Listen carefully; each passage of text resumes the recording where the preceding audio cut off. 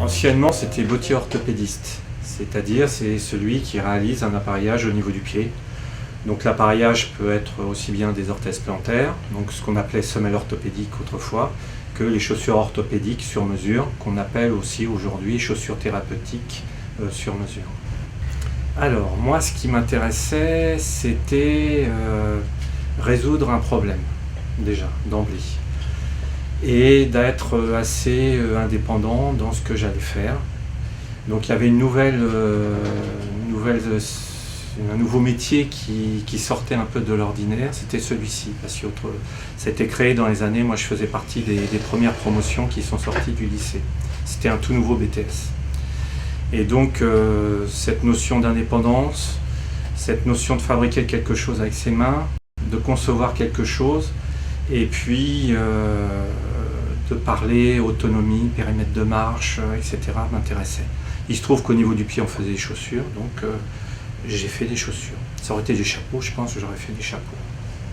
Après au niveau, c'est tellement varié, on rencontre toutes les classes sociales, je dirais presque de la personne sans domicile jusqu'à certains acteurs ou certaines personnes qui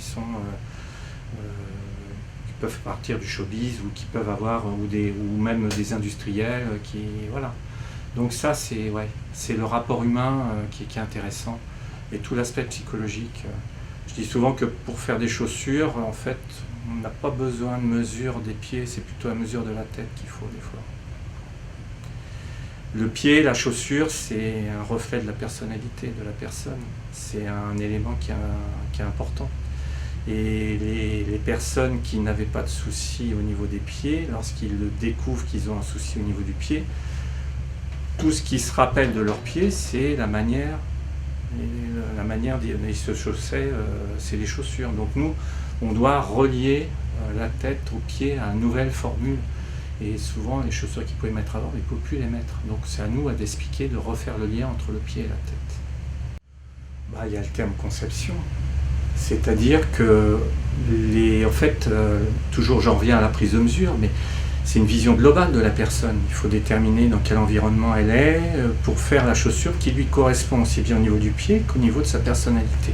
Donc le terme conception, c'est vraiment le terme essentiel par rapport à un pied. Et souvent je dis, qu'est-ce qu'il y a au bout du pied?